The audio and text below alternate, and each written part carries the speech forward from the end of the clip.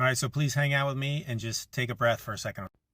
Hegseth has called a meeting of all military senior leaders next week. And there are a couple reasons why he could be doing this, and I'm going to walk you through some of them, okay? One reason is he could ask all of these leaders for a pledge of loyalty to Donald Trump instead of the Constitution. And if they don't give that pledge, he could have them fired or arrested. And when you hear that and you go like, holy shit, it's all over, they're going to take over the military. In order for me to believe that, which I don't, I would have to believe that every other leader and military person underneath them was going to just roll over if their leaders got arrested or fired. And that's not the case. Because let me be clear about this. Our entire military, especially the officers, especially the leaders from top to bottom, are trained in military history and are trained in the UCMJ, are trained in the Constitution. And the higher up they go, the better off they're trained. And they are trained against enemies foreign and domestic. And if you don't think in the back of their minds that they have thought about this or this coming down the pipe in some way, you would be wrong. The previous time that Trump was, running the country, military leaders were aware of this and they were preparing for this. They understood this was a possibility. During Biden's administration, when Milley gave that speech, "We do not answer to a king," they were preparing for this. Okay, folks, next week our country changes forever, and I need you to be prepared for it. No violence, no violence. That would be the worst possible thing you could do. It would play right into their hands. And don't panic. Don't panic. I'll tell you why. So, Texas Paul, hope your coffee's as good as mine. Hell, I hope it's better. Hi guys, my name is Esther Daniel and you're welcome back to the channel. So let me get this straight. Pete Hegseth just woke up one morning and decided, you know what? Let's drag every general and admiral in the U.S. military into Virginia for a secret meeting. Yeah, because nothing says, trust me, like summoning hundreds of powerful people with no explanation. Totally normal, right? All right, let's get into it. If you find this video educative, helpful, or even a little eye-opening, don't forget to hit that subscribe button, give it a like, and share it so more people can learn something too. Morning, hundreds of admirals and generals are leaving their posts from airfields, at sea, and at tactical headquarters around the world. Defense Secretary Pete Hegseth summoning all U.S. general officers and admirals in command positions and senior enlisted leaders to a meeting at the U.S. Marine Corps base in Quantico, Virginia. But even those told to attend the meeting do not know what prompted Hegseth's call and what will be discussed. The Pentagon saying only the Secretary of War will be addressing his senior military leaders early next week. President Trump was asked about the meeting, but perhaps misunderstanding the question or unaware of the Hegseth meeting, he seemed to think it was foreign generals who were coming to meet Hegseth. Well, I know. I love it. I mean, I think it's great. Let him be friendly. Let him be friendly with the generals and admirals from all over the world. Why? Is there something? No, but is there something wrong with it? Vice President Vance stepping in. It's not particularly unusual that generals who report to the Secretary of War and then to the President of the United States are coming to speak with the Secretary of War. But there has not been a meeting quite like this one, and it has created apprehension among senior officers. Last May, Hegseth ordering at least a 20% reduction in the number of four-star generals and admirals across the active duty force. It's in keeping with President Trump's commitment to achieving peace through strength. We're going to shift resources from bloated headquarters elements to our warfighters. The secretary has already fired at least 15 senior military officers, including General C.Q. Brown, the then chairman of the Joint Chiefs of Staff, and the first woman to command the Navy, Admiral Lisa Franchetti, also let go. While the topic of the meeting remains a mystery, given what President Trump and J.D. Vance said about it, it does not appear to be an urgent national security matter. But having this many senior officers away from their post does create concern among some. Rebecca. All right, so please hang out with me and just take a breath for a second. Hegseth has called a meeting of all military senior leaders next week. And there are a couple reasons why he could be doing this, and I'm going to walk you through some of them, okay? One reason is he could ask all of these leaders for a pledge of loyalty to Donald Trump instead of the Constitution. And if they don't give that pledge, he could have them fired or arrested. And when you hear that and you go like, holy shit, it's all over, they're going to take over the military. In order for me to believe that, which I don't, I would have to believe that every other leader and military person underneath them was going to just roll over if their leaders got arrested or fired. And that's not the case. Because let me be clear about this. Our entire military, especially the officers, especially the leaders from top to bottom, are trained in military history and are trained in the UCMJ, are trained in the Constitution. And the higher up they go, the better off they're trained. And they are trained against enemies foreign and domestic. And if you don't think in the back of their minds that they have thought about this or this coming down the pipe in some way, you would be wrong. The previous time that Trump was, running the country, military leaders were aware of this and they were preparing for this. They understood this was a possibility. During Biden's administration, when Milley gave that speech, "We do not answer to a king," they were preparing for this. When Biden said, "Remember your oath," they were preparing for this. So this is something that's been in the back of a lot of people's minds, a lot of military personnel's minds for multiple years. It was something you hoped would never really happen, but you knew it was there because it does say "and domestic." And so they are prepared for that. And they're also prepared to do what they have to do if that is the case. If military leaders start getting fired and there's a pledge of loyalty, that becomes a domestic enemy. And you can't tell me that the entire military is just going to suddenly roll over in all of these units, right? And some people will say like, oh, look how veterans voted in 2024. Okay, I'll look at how veterans voted. And it was like 67% that voted for Trump. But I'll also look at the fact that 50% of post 9/11 veterans voted for Kamala Harris. I'll also point you to the fact that the VA has been decimated, right? They have had military members rolling out red carpets for Putin. They put on a military parade where the military was not having that. They had flyovers where for like the first time in history, the flyover was delayed because the military was sending a message.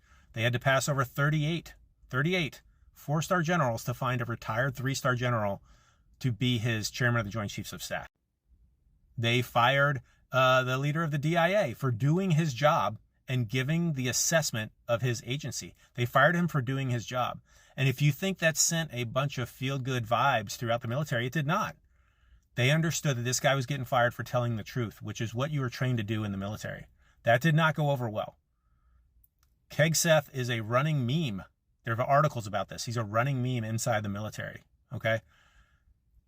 The support of the military is not there for this administration. And so Trump and his cronies may be being told that, like, hey, you can take over the military anytime you want. You just say so. They're being told that, like he's being told everything else. Everything is inflated. People love you. You have 90% approval rating, all this bullshit. When you look around the country, historically low approval ratings, right? People do not dig his act. Farmers don't dig his act. Business owners are not digging his act.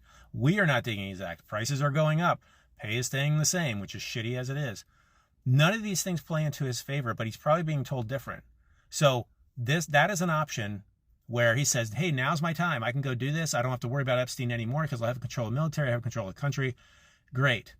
That is an option that they are thinking about. And he's probably being told to consider because he is living on a bed of lies. And so please be aware of that.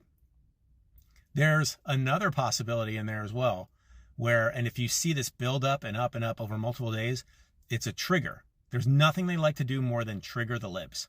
And even though they know they can't pull this off and they could say like, hey, military, you're mine, do whatever you want, martial law, fire all the leaders and all this bullshit, it's mine. They could give you that impression so that, some people who are not aware are shitting their pants. And that's part of their game. And it always has been, if you remember, it always has been the bluster, right? So that's another option as well. And both of these options take breath away, space away from the Jeffrey folders, right? Absolutely. I think the House just canceled a couple days worth of votes where it could have come up with our new representative from Arizona where they could have gone ahead and passed that discharge and got that ball rolling. So they canceled a couple votes instead, right? Like that is front and center. And I think even part of this, if he's going to go down this road of not just trying to trigger people, but he's going to go down this road, I think some of that, he may have been blending in this whole like, hey, suddenly I'm supportive of Ukraine. Suddenly I don't want Israel to take the West Bank. And that has happened very recently, right? Like, so he's trying to do this little goodwill and like, hey, I'm a great guy. You should support me as I try to take over the country. If he goes option A, and it's not just trying to trigger people, if he goes option A, it will not go well for him. And domestic. All right. And you may see for the first time ever in United States history, the military remove a leader. Because they're not going to roll over. You would have to ask every member of the military to roll over. Some would. Some, like the diehard guys would, probably lower ranks, they would. Okay. Some. Okay. You're going to have a metric shit ton whose families have been affected by his policies and these broken promises and what he has done and the ridicule that he has put upon the military. And they are going to react in a different way. And most importantly, because they took an oath. And you may think that's nothing and it's just bullshit, but it's not. It's not. And for the leaders above them, it's not. And so I ask you to think about that. They're going to make you absolutely, they're going to try to make you go crazy with all this bullshit, but take a breath. Okay. One thing I will say is if this is the only place you get news, especially with the executive order about TikTok sale, if this is the only place you get news, please go to like, Red Ocean or Substack, somewhere else, and get your news there. All right. That is something I would look at. Reuters, BBC. If you're not following BBC, please follow BBC. Okay. AP, some of those are still valid. ABC, sketchy as fuck. CBS, more sketchy. But please, don't lose your cool. And if shit goes sideways, there's things that we can do. Stop working. Start heading to DC. All of us.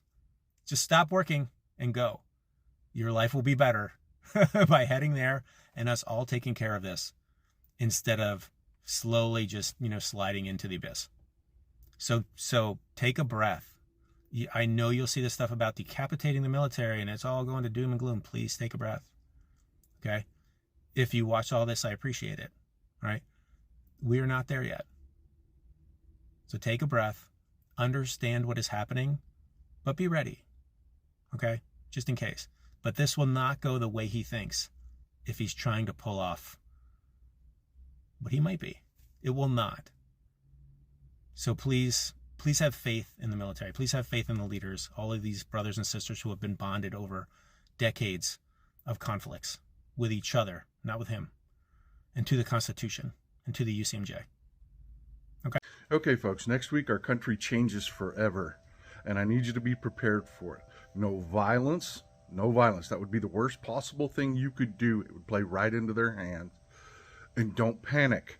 Don't panic. I'll tell you why. So, Texas Paul, hope your coffee's as good as mine. Hell, I hope it's better. Yeah, this is the end of September, and next week they're about to decapitate the military. Pete Hegseth has called a meeting of well over 100 of our top generals. That give you an idea. I think there's only like 475 top generals and admirals, not top, but total generals and admirals. I think there's like 475. He's called a meeting of over 100 of them. They're going to decapitate the military next week. That's what's going on. They've been moving towards that. The plans that they've been putting together, they've been calling a consolidation of leadership, and this is the Nazi playbook. They already did it with ICE. They did it with ICE. The $100 million they put into ICE was exactly the Nazi playbook. They went out and recruited out of the militias, and that's why they wear the mask, so you can't identify where they got these people from. Now the next step is decapitate the military and create super generals. These are generals that they're going to have basically ad campaigns for. They're going to get the nationalists behind them, the rah nationalists behind these generals to make superstars out of them because they're sycophants that they can control, that will do anything that they're told. This will be the end of your country as you know it, but I need you to not panic, and this is why. You can stop this. You may not be able to stop these generals from being fired and removed, but you can stop this entire thing. A country of 330 million people that will not be governed cannot be governed. It's that simple. It's that simple. Protest, fight, boycott, fight economically. Close your wallet and sit your ass down. Folks, a bunch of unarmed Indians ran the most powerful empire at the time, the British, out of India by simply sitting their asses down. You can do that too. You can do that too. Most of these major corporations run on loans. If you just stop spending, they fold. You understand where the power is? You have the power. Use it, and use it wisely. Any violence plays into their hand. We now know why high-ranking members of the US military from all over the world have been ordered back to Virginia next week. And it's not for a briefing on a major national security issue. It's so they can hear a speech from Pete Hegseth, the Defense Secretary. The speech, we're told, is about warrior ethos, and they want the optics to be right. So, a defense official familiar with the planning of this event told CNN it's about getting the horses into the stable and whipping them into shape. The guys with the stars on their shoulders make for a better audience from an optics standpoint. We have been led to understand that Pete Hegseth will be posting images of this event, of him speaking to these admirals and flag officers on his social media feed. It does raise the question for some of those officers, of course, why they've been made to drop everything and fly, some from the other side of the world, to this event and have all of them in one place at one time, which for some of them does create in their minds a security issue. It's meant to be a show of force of what the new military now looks like under the president, according to a White House official speaking to CNN. Here's the deal. Reports say Hegseth has ordered a rare, urgent gathering of top military brass, generals, admirals, you name it. And get this, even the generals themselves don't know why they've been called. Imagine being a 4-star general with decades of service, and suddenly you get a Pentagon invite that basically says, pack your bags, don't ask questions. Now, the official line is that Hegseth wants to talk about warrior ethos, grooming standards, and discipline. But let's be real. You don't pull hundreds of military leaders from around the globe just to talk about haircuts. Something bigger is brewing. Some folks are speculating this could be about restructuring the Pentagon, maybe cutting down the top-heavy ranks, or even reshuffling power. Others think it's more about flexing control, showing everyone who's really the boss now. Either way, it's not every day the entire upper chain of command gets called into one room on short notice. That's a power move.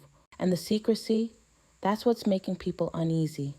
When generals and admirals don't know what's on the agenda, you know it's serious. Add to that, Congress hasn't been told much either, and now rumors are flying about whether this is just about culture or if it's preparing for something much, much bigger. So here's my take. Whatever's about to go down, it's not just about uniforms and clean-shaven faces. Hegseth is clearly trying to send a message, but who exactly is the message for? His own generals or the American people? Either way, this isn't business as usual, and when history books get written, we might look back at this meeting as the start of something way bigger than anyone expected. Anyways, guys, what do you think about this whole situation? Don't forget to like, subscribe, and share the video to help the channel out. See you in the next one, and let's just hope the generals come out of that meeting with answers, not more questions.